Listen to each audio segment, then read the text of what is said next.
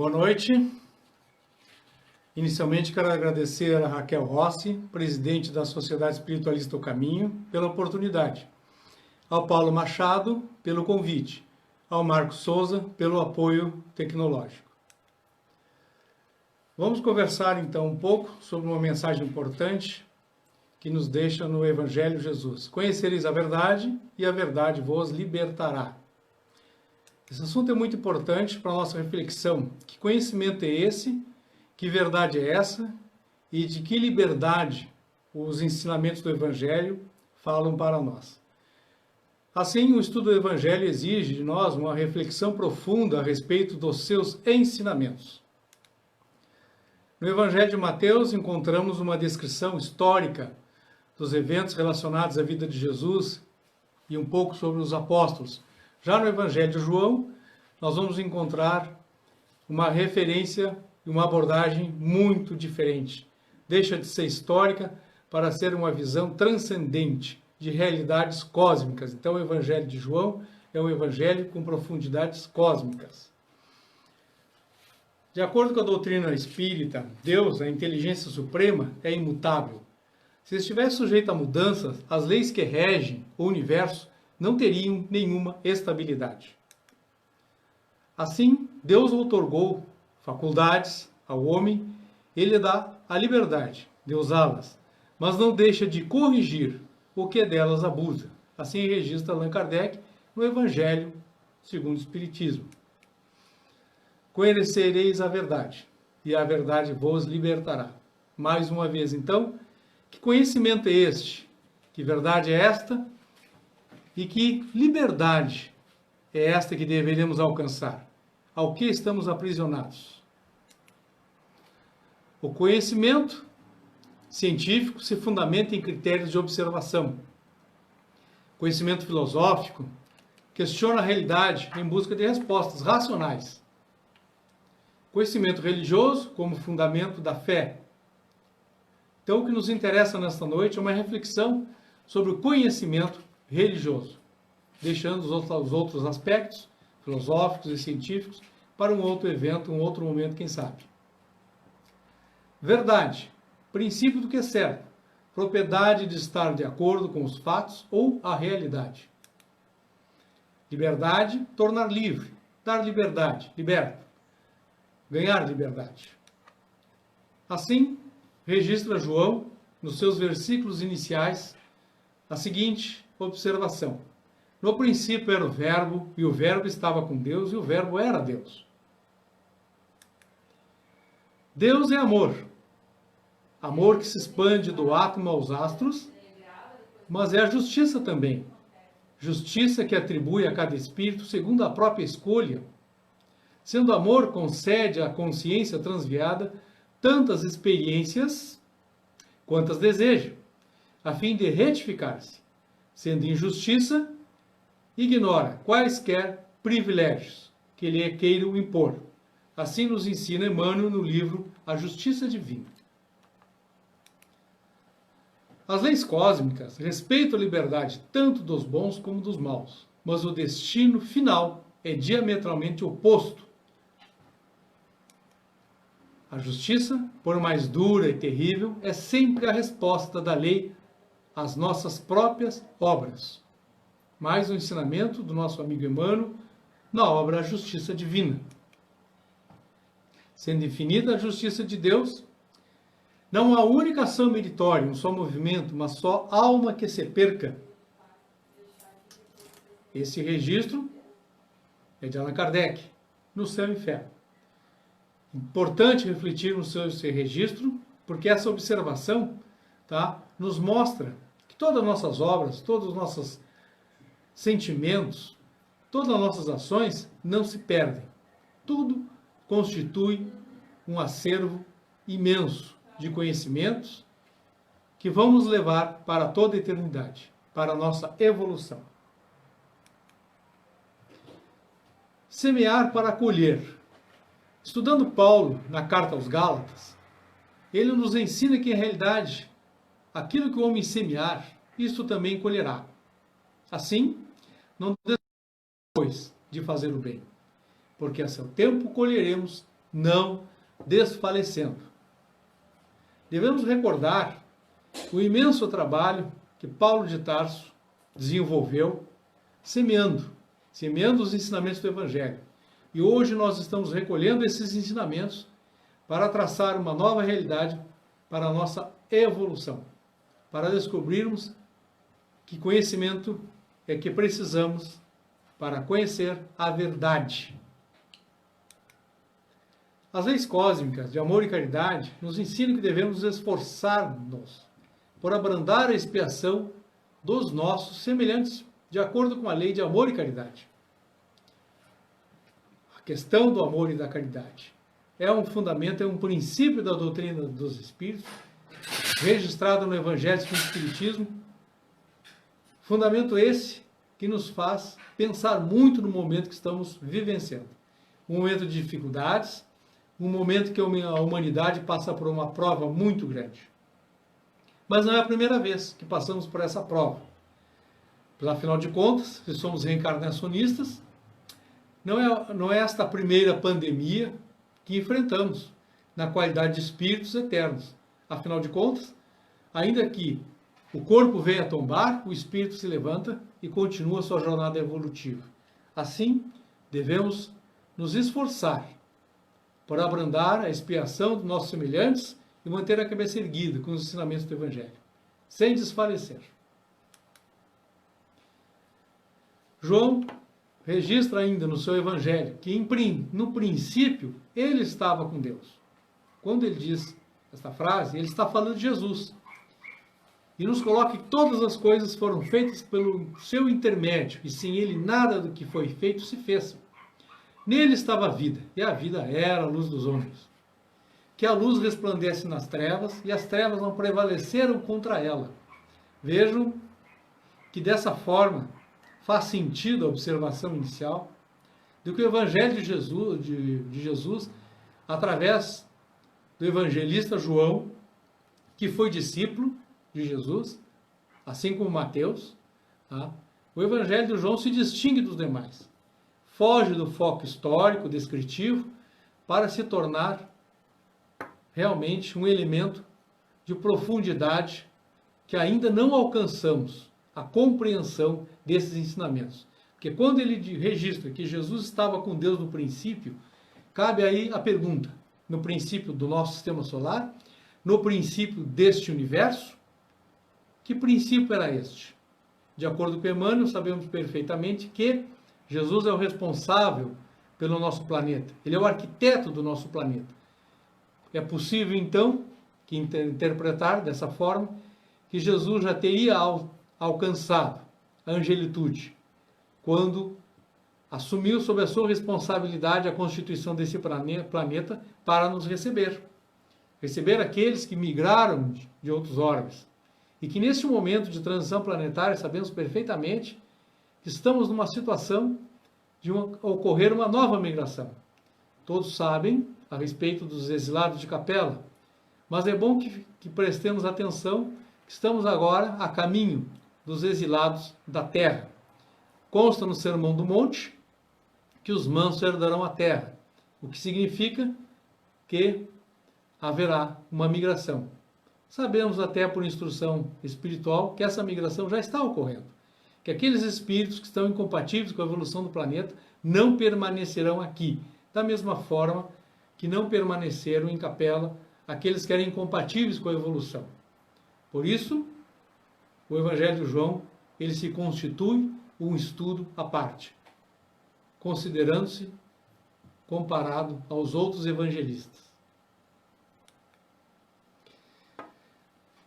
Disse Jesus: eu sou o caminho, a verdade e a vida. E para onde eu vou, vós conheceis o caminho. Repetindo então que ele reforçou: e para onde eu vou, vós conheceis o caminho. Que conhecimento é este? Que caminho é este? Que verdades são estas? Onde está este conhecimento? Onde está essa verdade? Onde está esse caminho?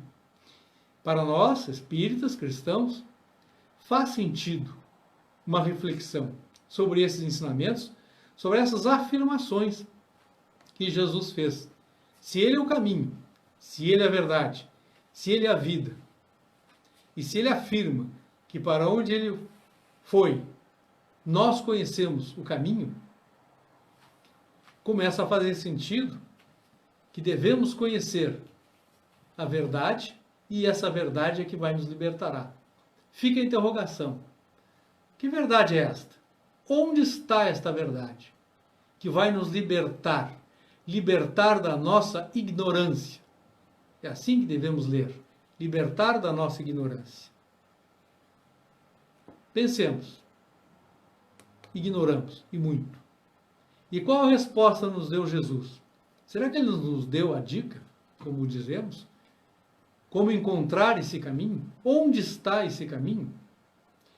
Vejamos então que no Evangelho de Mateus, Jesus registrou. Mateus registrou. O reino dos céus é semelhante ao homem que semeia a boa semente no seu campo. O reino dos céus é semelhante ao homem que semeia a boa semente no seu campo. Que semente é esta? Que campo é este? Onde está esta semente? Onde está este campo? Ponto para reflexão. Ele continua dizendo que o reino dos céus é semelhante ao grão de mostarda, que o homem pegando nele semeou no seu campo. Mais uma vez, semeou no seu campo. Onde está esse campo? Onde está essa semente tão pequena que ele usou aqui como imagem o grão de mostarda, no exemplo? Onde está essa semente tão pequena que devemos semear no nosso campo? Ele avança e mais uma vez nos diz que o reino dos céus é semelhante ao fermento que uma mulher tomou e misturou com 3 medidas de farinha. O reino dos céus semelhante ao fermento? O que significa esse fermento? O que faz o fermento misturado com a farinha? Mesclado com a farinha, praticamente não o percebemos. Entretanto, ele produz na farinha um fenômeno de crescimento. Então, se retomamos de que a semente pequena, o grão de mostarda, que esse fermento que devemos misturar com a farinha, que se misturado multiplica, significa que este campo semeado com um grão de mostarda tão pequeno, esse grão de mostarda vai se multiplicar à semelhança do fermento. Também ele nos coloca que o reino dos céus é semelhante ao homem negociante que busca boas pérolas. Que pérolas estamos buscando? Como estamos trabalhando esse campo, essa semente, com esse fermento e essas boas pérolas? Que boas pérolas carregamos dentro de nós, no nosso campo? Então, resolvendo, ele está falando do nosso campo íntimo. Onde estão essas boas pérolas? Mas ele vai mais adiante e nos afirma que o reino dos céus é semelhante a uma rede lançada no mar. Onde estamos lançando a nossa rede? O que estamos colhendo na nossa rede? No nosso dia a dia, no nosso cotidiano, como estamos lançando e onde estamos lançando a nossa rede e o que estamos buscando nesse mar de coisas do nosso dia a dia? O que estamos colhendo? Mais um ponto para reflexão. Ele afirma Que o reino dos céus é semelhante a um homem, pai de família, que saiu de madrugada para assalariar trabalhadores para a sua vinha. Ora, como estamos lidando com os trabalhadores do nosso dia a dia, das nossas relações? Porque somos todos trabalhadores. E que vinha é esta? Onde está a nossa vinha? Vejam, companheiros, então, irmãos de fé, que a questão do reino dos céus, ele começa dizendo que semelhante ao bom campo, que semeia boa semente, falando em fermento, falando em farinha, falando em pérolas, em rede, e é um pai de família, né, que assalaria trabalhadores para a sua vinha. Onde está a nossa vinha? Onde está o nosso campo? Onde estão as nossas boas pérolas? Onde está a nossa boa semente? João registra, então, né, que o reino dos céus está dentro de nós. Se o reino dos céus está dentro de nós, devemos buscar a resposta para todas essas questões que foram postas dentro de nós, em cada um de nós, no nosso cotidiano, observando onde colocamos a nossa boa semente, onde lançamos a nossa rede de coleta, o que estamos coletando para a nossa vida. Reflexões importantes e profundas. Somente assim conheceremos a verdade. E essa verdade, a verdade destes ensinamentos, nos conduzirá à liberdade, à libertação. A libertação de tudo que nos aprisiona a este mundo de transição, a este planeta de expiação e provas. Pois, como o dia afirmou Lucas, pois o reino de Deus está dentro de vós. E vejam que o Espírito da Verdade, no Evangelho segundo o Espiritismo, também nos coloca mais um ensinamento importante, quando ele diz: o Mestre deu-vos o ensinamento, amai-vos. O Espírito de Verdade acrescenta: eu dou-vos outro, instruí-vos. Estas reflexões servem para a nossa instrução. E essa instrução é que vai nos levar ao conhecimento de uma verdade profunda. Verdade que está dentro de nós. E essa verdade trazida para fora, ela vai nos libertar. Ela vai nos dar condição e chance de conhecermos nós mesmos mais um pouco. Conhecermos a nós mesmos mais um pouco em profundidade. Somente assim herdaremos a terra. Os mansos, disse Jesus, herdarão a terra. Para a nossa reflexão desses rápidos ensinamentos trazidos do Evangelho de Jesus, Emmanuel, na Justiça Divina, coloca que se cuidarmos da lei do bem, a lei do bem cuidará de nós. Então, por difícil que seja, nesses dias atribulados, nessas grandes dificuldades que estamos vivendo, encontrarmos a rede, percebermos o fermento, percebermos o grão de mostarda, descobrirmos a nossa vinha de trabalho, tomemos então por diretriz este ensinamento de Emmanuel. Se cuidarmos da lei do bem, a lei do bem cuidará de nós. Este ensinamento é de profundidade e de alcance, que com o tempo, com muita reflexão, nós poderemos garantir a nossa evolução com conhecimento, verdade e liberdade, sem os aprisionamentos e sem as mazelas que nós mesmos cultivamos. Como vimos no início desta conversa, Deus, através das leis cósmicas, sempre disponibiliza ao faltoso meios de se corrigir, tantas vezes, tantas quantas sejam necessárias. Assim,